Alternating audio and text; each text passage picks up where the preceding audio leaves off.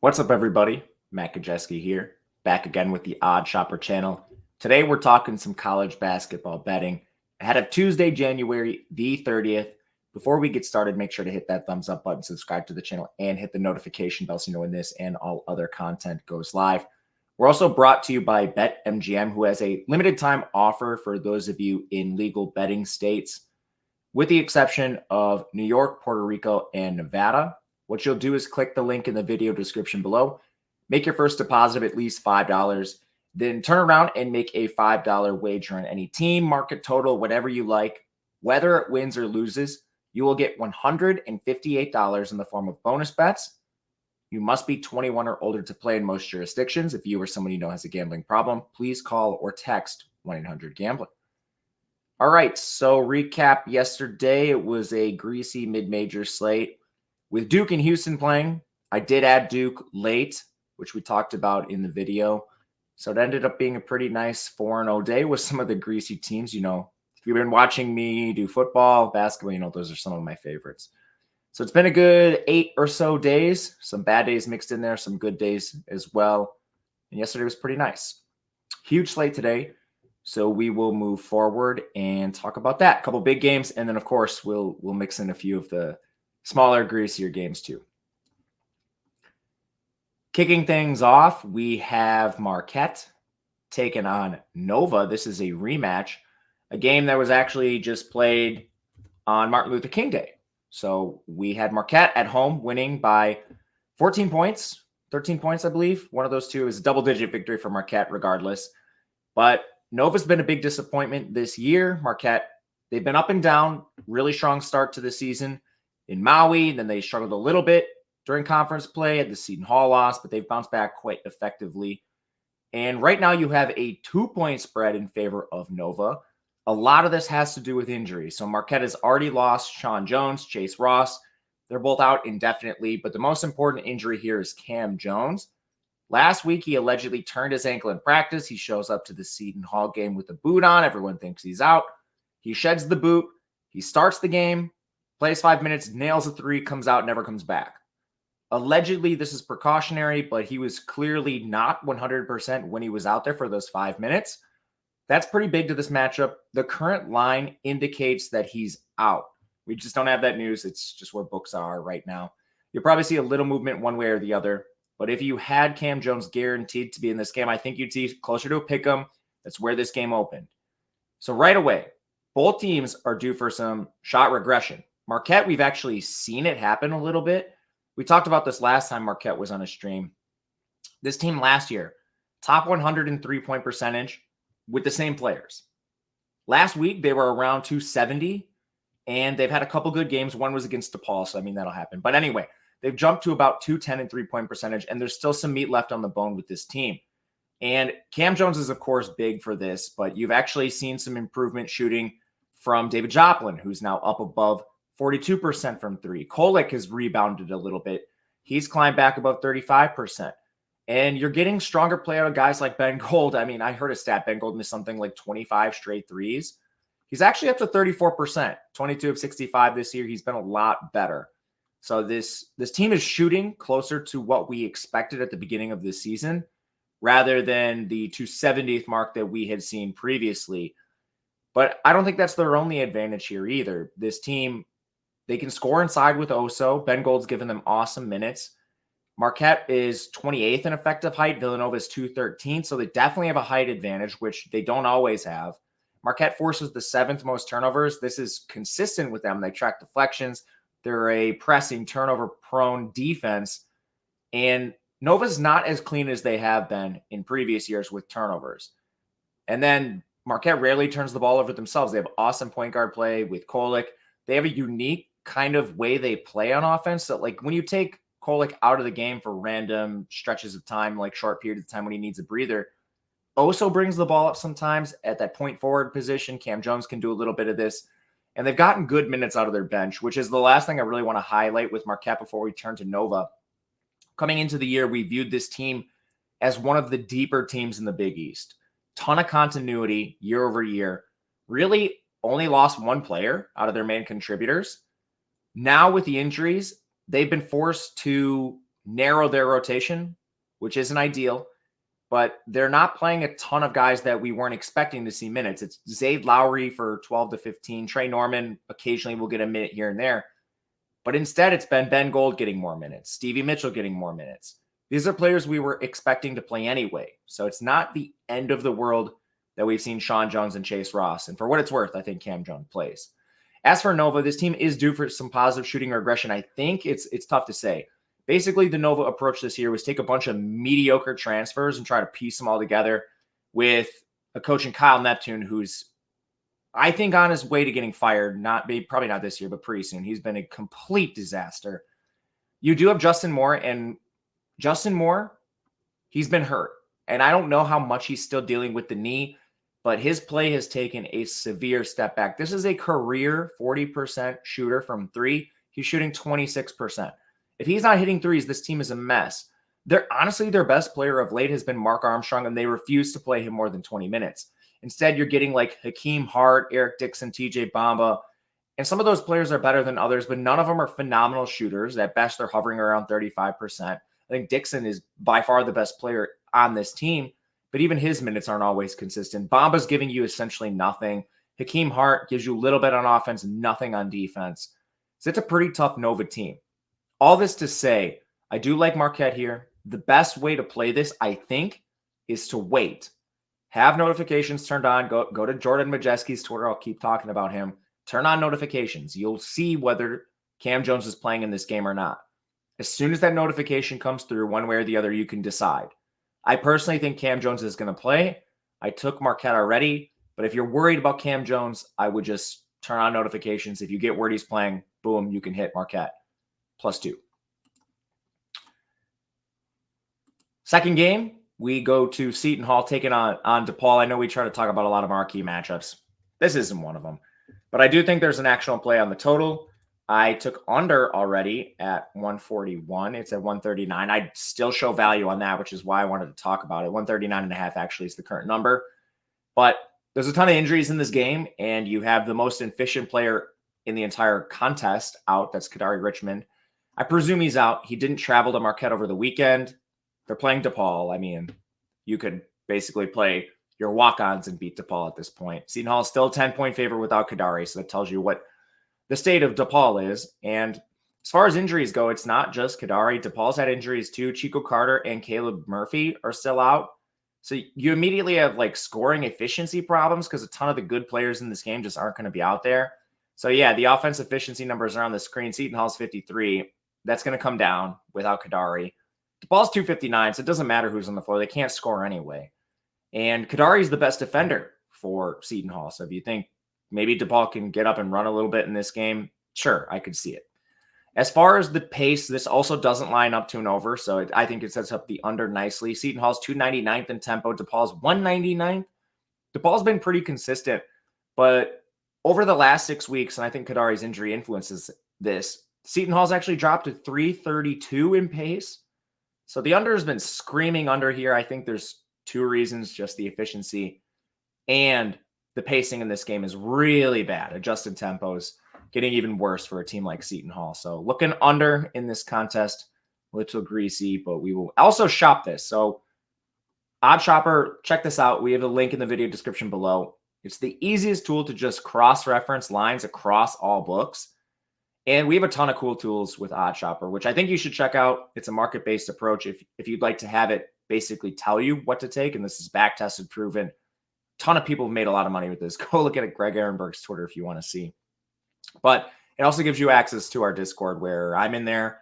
All our experts are in there talking about the plays they're making. So you have analysis as well, and it's all combined into one package. $14.95 for a week, $49.95 for a month. No long-term commitments. If you don't like it, you can always stop. But I'm a huge advocate. I like using the tools. I think it helps a ton. Link below. All right. Mississippi State taking on Ole Miss. This one I think is really tricky to talk about. You're going to hear a popular narrative out there. Ole Miss can't win on the road. I'll say two things about that. First and foremost, any advantage you think you're getting, home road splits are already in the lines. This is an extremely easy stat to quantify. You can literally see how much home court is worth for every single team, and it's different. It's not like there's a popular narrative, 3 points, home court advantage. That's not true. This is extremely easy to quantify. So whatever you think you're getting home court, it's already in there. I guarantee it. Second, Mississippi State has played 4 road games this year, and 2 of them were with Tolu Smith injured. One of them, Tolu Smith basically fouled out immediately, and the other one was against Kentucky. So, I mean, you have minuscule samples, just completely irrelevant information to this game, or at least noisy information, noise from the small samples. And I say that with an Ole Miss ticket. So, I mean, I'm talking myself out of this argument. But anyway, I just want to kind of squash that narrative. There's reasons we can look at in the data that support Ole Miss rather than this stupid home court thing that people talk about that's already in the line.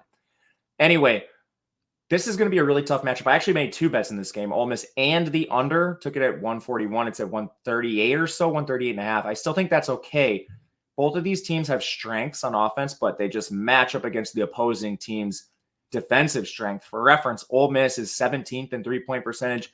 Mississippi State has elite guard defenders. This is the team that ranks 4th in three-point defense in the country.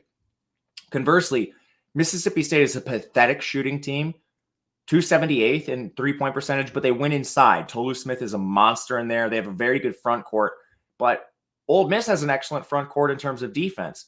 You have Jamin Brakefield and Musa Cisse, and Cisse is a fun player. When you look at Ole Miss on the interior, they're 231 in interior offense, 66 in interior defense. Musa Cisse is a great defender on the inside. The guy is just an absolute bozo with the ball in his hands, can't score. Great rebounder and defender, but that's kind of why you see the gap if you dive into it and wonder why Ole Miss is so bad offensively inside, but so good on defense. But anyway, those are 2 strengths on defense that just match up perfectly against the opposing team's weakness. One reason you could like an under. The second reason is tempo. Mississippi State 196th, Ole Miss 248th. I isolated conference play, looked at the last 6 weeks. These teams have not changed their style of play. They're both pretty slow, especially Ole Miss. So that also lines up to an under.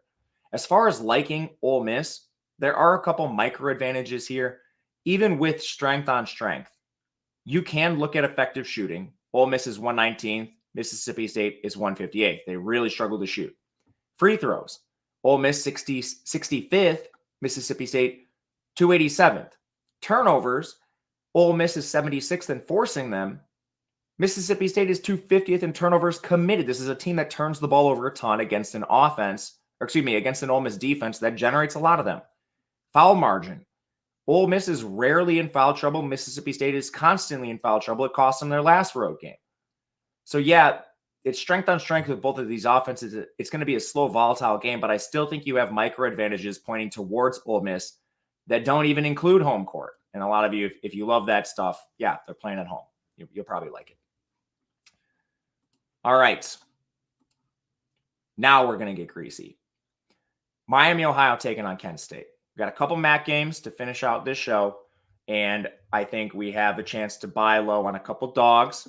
This one, Miami, Ohio, heads to Kent State, and there have been some injuries in the MAC this year. We're going to try to break them down because a lot of people aren't going to talk about them.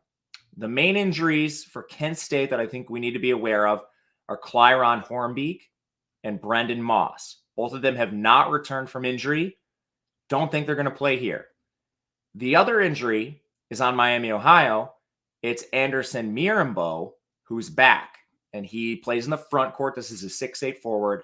He's the most efficient player on this Miami, Ohio team. Again, go to evanmia.com if you want to check this stuff out. You can look at it by conference, by team, and see the efficiency ratings. Bayesian performance rating is an excellent marker of how good these players are. So the health stuff suits Miami, Ohio. From there, is there a matchup advantage we can exploit here? And the answer is yes.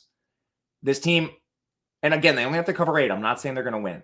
But Miami, Ohio ranks 119th in three-point attempts per game, three-point rate. They rank 25th in three-point percentage, and Kent State is 301st in defending the three. So you have absolute flamethrowers for this Miami, Ohio team going up against a team that is not exactly very good at defending the three. So you do have a path to scoring for this Miami, Ohio team. And you can look at this individually. There's tons of good players here.